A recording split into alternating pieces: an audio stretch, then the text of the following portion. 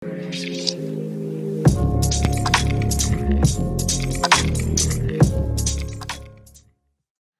semuanya, kembali lagi di YouTube channel aku. Nah, teman-teman, sesuai dengan kisi-kisi SKD CPNS tahun 2021 ini, bahwa materi integritas bakalan keluar nih, teman-teman. Nah, integritas ini juga menjadi nilai dasar yang harus dimiliki oleh seorang aparatur sipil negara. Makanya teman-teman, di video aku kali ini kita akan berlatih nih soal integritas. Oke, langsung aja ya kita mulai ke soal yang pertama. Keutamaan seorang ASN sebagai pejabat publik harus berintegritas tinggi pada nilai kejujuran, kedisiplinan, tanggung jawab, kepedulian, ataukah pelayanan publik nih teman-teman. Apa yang paling tepat teman-teman? Ya, ini jawabannya adalah kejujuran ya, yang A. Nah, keutamaan seorang pejabat publik harus memiliki sifat yaitu kejujuran. Karena seorang pejabat publik atau lebih enaknya mungkin kita sebut pelayan publik ya, pelayan masyarakat, itu harus benar-benar mengutamakan kejujuran. Uang yang dikelola nih oleh pelayan publik ini kan merupakan uang dari rakyat ya, berasal dari pajak. Jadi si ASN ini harus benar-benar nih teman-teman bisa mengelola uang tersebut dengan baik. Karena yang dipertanggungjawabkan bukan cuma satu orang, melainkan seluruh rakyat Indonesia. Nah, integritas ini biasanya menyangkut kemampuan olah nurani ya, kemampuan hati seseorang nih yang mencakup antara lain kejujuran, ketulusan, komitmen. Nah, seorang pemimpin itu harus memiliki integritas. Kenapa? Karena seorang pemimpin yang memiliki integritas ini akan mendapatkan kepercayaan nih. Nah, sama halnya kalau misalkan seorang ASN mempunyai integritas, maka dia akan mendapat kepercayaan dari warga masyarakatnya. Oke, mengerti ya teman-teman? Kita lanjut lagi nih ke soal yang berikutnya. ICW sebagai lembaga swadaya masyarakat merupakan organisasi anti korupsi yang memiliki prinsip kecuali. Nah, ICW ini Indonesia Corruption Watch ya teman-teman. Nah, kalau dilihat nih dari pilihan jawabannya, coba kita telusuri satu persatu ya. Independen. Wajib dong ya teman-teman, namanya juga lembaga anti korupsi ya, dia harus independen. Nah, kemudian akuntabilitas. Ya, benar juga ya. Kemudian integritas tentu ya terkait dengan anti korupsi. Kan kalau orang yang korupsi berarti dia orang yang tidak berintegritas ya. Oke. Kemudian subjektivitas. Nah, kalau subjektivitas berarti dia milih-milih orang dong teman-teman ya, karena sesuai dengan subjeknya. Berarti jawaban D ini yang kurang tepat nih ya.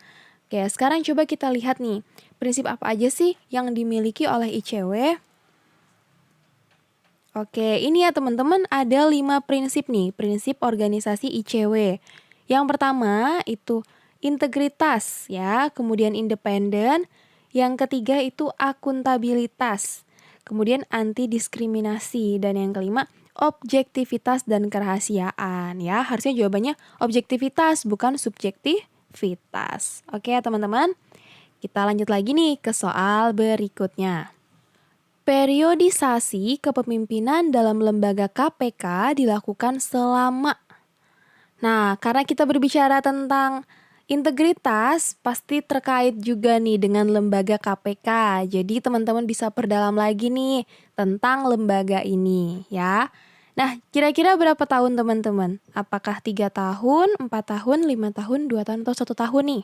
Jawaban yang paling tepat adalah, nah ini ya, proses pergantian kepemimpinan dalam lembaga KPK dilakukan 4 tahun sekali, sesuai dengan Undang-Undang Nomor 30 Tahun 2002 Pasal 34, teman-teman. Nah, teman-teman harus tahu ya bahwa Undang-Undang Nomor 30 Tahun 2002 ini tentang apa sih? Tentang Komisi Pemberantasan Tindak Pidana Korupsi atau KPK ya teman-teman. Diingat-ingat ya.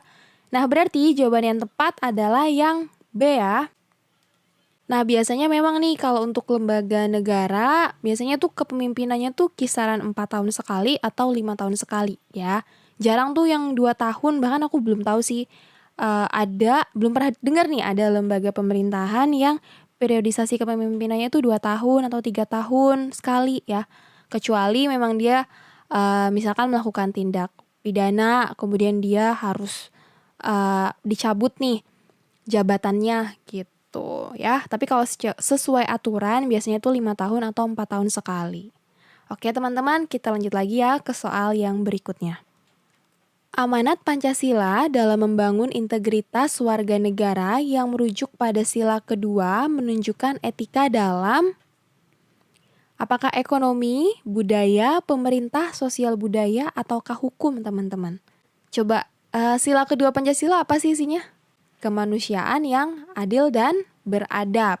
Nah, berarti teman-teman, integritas manusia Indonesia pada sila kedua adalah rasa kemanusiaan yang menampilkan sikap jujur, toleransi, dan saling menghargai dari keberagaman merupakan etika moral dalam aspek sosial budaya ya, karena ini berbicara tentang kemanusiaan dan kemanusiaan itu biasanya identik dengan sosial.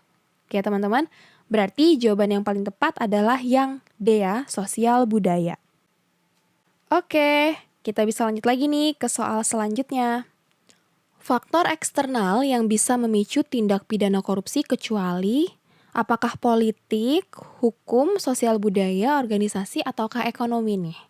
Oke teman-teman, nah kita perlu tahu ya bahwa terdapat 2 faktor nih yang memicu tindak pidana korupsi teman-teman. Yang pertama itu ada faktor internal atau dari dalam, kemudian faktor eksternal ya. Untuk faktor internal sendiri itu terdiri atas sifat tamak ya. Jadi nggak puas nih dengan apa yang udah dicapai, selalu merasa kurang. Nah, sehingga bisa menyebabkan terjadinya tindak korupsi ya. Kemudian moral yang kurang kuat nih. Jadi kalau moral seseorang tidak kuat, dia bakalan lebih mudah nih teman-teman tergoda untuk melakukan tindakan korupsi ya. Nah, kemudian gaya hidup konsumtif. Berarti kan kalau misalkan nih perilaku kita konsumtif, tapi pendapatan kita ternyata nggak cukup. Nah, maka hal ini dapat memacu kita untuk melakukan tindakan korupsi, teman-teman. Nah, kemudian tadi kan kita udah bahas tentang faktor internal ya. Nah, sekarang faktor eksternalnya nih. Yang pertama itu faktor ekonomi. Misalnya kurangnya gaji bagi pegawai. Oke. Nah, selanjutnya faktor politik. Itu misalkan terjadi instabilitas politik. Nah, kemudian faktor organisasi, misalkan kurang adanya sikap keteladanan pimpinan kepada bawahan ya. Ataupun justru malah pimpinannya nih yang memberikan contoh kepada bawahan untuk melakukan tindakan korupsi. Gitu. Nah, yang terakhir itu ada faktor hukum. Di sini artinya korupsi bisa terjadi ketika lemahnya hukum dan buruknya perundang-undangan. Nah, dari sini teman-teman bisa tahu dong jawaban yang paling tepat yang mana nih?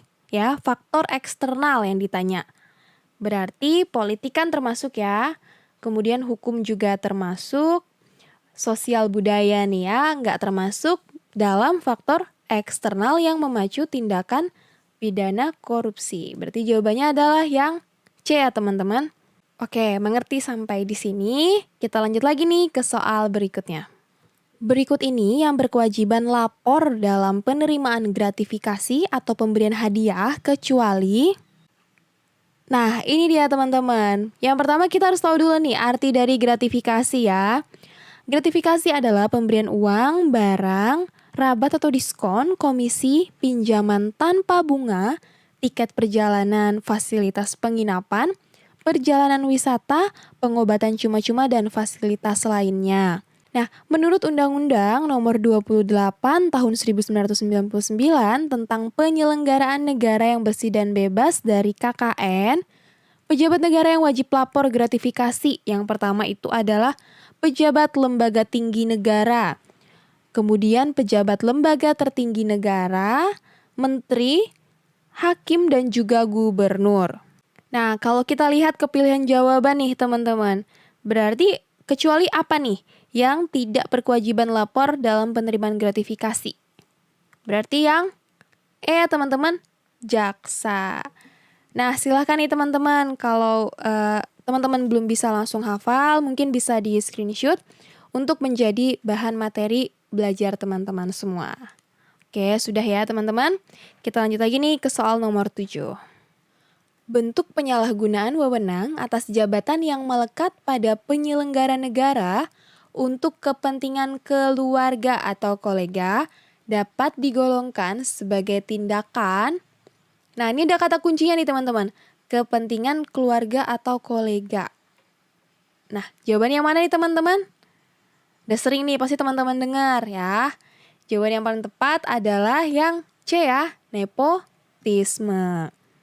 Nah, ini dia teman-teman nih penjelasan secara detailnya. Untuk nepotisme nih, bentuk penyelewengan kekuasaan yang melawan hukum dari penyelenggara negara untuk kepentingan keluarga dan kolega ya. Kata kuncinya di kepentingan keluarga atau kolega. Nah, kalau korupsi, ini tindakan melawan hukum untuk memperkaya diri sendiri. Oke? Nah, selanjutnya kolusi. Kolusi ini adalah permufakatan atau kerjasama nih teman-teman. Untuk melawan hukum antar penyelenggara negara dan pihak lain yang merugikan orang lain, masyarakat, atau negara ya. Kata kuncinya di sini adalah kerjasama. Nah, kemudian gratifikasi, tadi ya udah kita bahas di soal sebelumnya.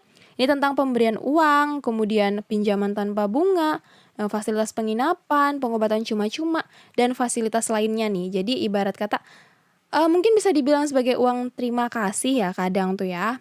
Untuk soal ini, karena kata kuncinya adalah kepentingan keluarga atau kolega, maka jawaban yang paling tepat adalah nepotisme. Oke teman-teman, kita lanjut lagi nih ke soal berikutnya ya. Poros awal pemberantasan korupsi dapat dilakukan melalui proses rekrutmen birokrasi. Perwujudan proses rekrutmen tersebut di Indonesia saat ini dilakukan dengan cara, nah sepertinya para pejuang CPNS nih harusnya tahu nih ya, karena salah satu tahap untuk teman-teman nih menjadi seorang ASN harus mengikuti seleksi ini. Seleksi apa teman-teman? Seleksi CAT ya. Oke, nah seleksi CAT ini sebagai rekrutmen birokrasi di Indonesia merupakan poros pemberantasan korupsi karena dilakukan secara akuntabel, transparan, dan juga real time ya. Jadi ketika teman-teman nih menjawab satu soal kemudian benar, nah itu udah ada tambahan nilai sendiri. Dan buat orang-orang yang biasanya menunggu di luar ya, menunggu teman-teman saat ujian, itu bisa langsung ketahuan tuh nilai yang teman-teman peroleh saat itu berapa sih gitu. Karena sistemnya real time. Oke ya teman-teman? Kita beralih ke soal berikutnya. Tidak semua keahlian penyelenggara negara dapat digunakan untuk kepentingan negara dan bangsa. Harus disesuaikan dengan kode etik dan nilai yang ada di masyarakat. Hal ini berkaitan dengan asas. Ya, ini kata kuncinya keahlian nih teman-teman. Kalau keahlian biasanya itu berkaitan dengan apa nih teman-teman? Asas apa ya? Kalau kita ibarat kata tebak-tebakan, lebih cocok kemana teman-teman? Ke profesionalitas ya. Coba kita lihat nih. Nah ini dia. Asas profesionalitas adalah asas yang mengutamakan keahlian yang berlandaskan kode etik dan ketentuan peraturan perundang-undangan. Nah, berarti jawaban yang paling tepat adalah yang B ya teman-teman, profesionalitas. Nah, sekarang kita lihat lagi nih asas-asas yang lainnya. Oke, untuk proporsionalitas ya, proporsi berarti kan keseimbangan ya. Kata kuncinya ada di keseimbangan antara hak dan kewajiban. Oke. Kemudian keterbukaan berarti asas yang membuka diri nih terhadap hak masyarakat untuk memperoleh informasi. Jadi ketika masyarakat ingin memperoleh informasi tentang penyelenggaraan negara, nah seorang ASN ini harus mau nih membuka dirinya terhadap masyarakat tersebut. Oke ya. Nah kemudian akuntabilitas. Nanti akuntabilitas, akuntabel. Berarti setiap kegiatan dan hasil akhir dari kegiatan penyelenggara negara ini harus dapat dipertanggungjawabkan ya. Kata kuncinya dipertanggungjawabkan. Oke. Nah, yang terakhir, kepentingan umum. Berarti asas yang mendahulukan kesejahteraan umum dengan cara yang aspiratif, akomodatif, dan selektif. Oke teman-teman, aku rasa untuk soal ini ya, soal asas-asas ini, teman-teman bisa menyesuaikan nih antara soal dan juga jawaban. Karena istilah-istilah yang digunakan ya, istilah yang digunakan dalam asas ini bukan merupakan istilah yang sulit ya, karena udah biasa teman-teman gunakan nih dalam kehidupan sehari-hari. Oke teman-teman, kita lanjut lagi nih ke soal yang terakhir. Oke, berikut ini yang termasuk lembaga anti korupsi non pemerintah kecuali. Di sini kata kuncinya adalah lembaga anti korupsi non pemerintah, teman-teman. Nah, tadi kita udah bahas ya teman-teman, ada istilah ICW. Nah, ICW ini merupakan lembaga non pemerintah ya, lembaga anti korupsi non pemerintah. Oke, nah berarti jawabannya itu kurang tepat ya. Nah, coba kita lihat langsung nih, ada kontras, kemudian imparsial, kemudian ada KPK. Nah, teman-teman, KPK ini merupakan lembaga anti korupsi pemerintah ya. Ini lembaga sah nih, pemerintah yang membuatnya. Berarti karena pertanyaannya adalah yang bukan merupakan lembaga anti korupsi non pemerintah. Berarti kan yang ditanya adalah lembaga anti korupsi pemerintah ya. Berarti jawaban yang paling tepat adalah yang D, teman-teman. KPK. Komisi Pemberantasan Korupsi. Nah, mungkin ada yang bingung nih, kontras tuh apa ya, Kak? Imparsial itu apa? Kemudian KPAI itu apa ya? Nah, sekarang kita lihat ya, teman-teman. Nah, ini dia. Untuk ICW. Nah, ini sebuah organisasi non-pemerintah yang mempunyai misi untuk mengawasi dan melaporkan kepada publik mengenai aksi korupsi yang terjadi di Indonesia. Nah, kemudian untuk kontras. Kontras ini adalah komisi yang menangani kasus orang hilang dan korban tindak kekerasan. Kemudian ada lembaga imparsial.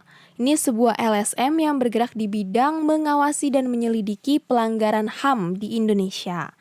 Dan yang terakhir ada istilah KPAI. Nah, ini udah sering juga ya kita dengar.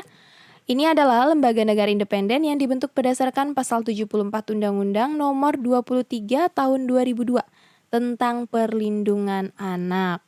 Kalau kepanjangannya kan KPAI, Komisi Perlindungan Anak Indonesia.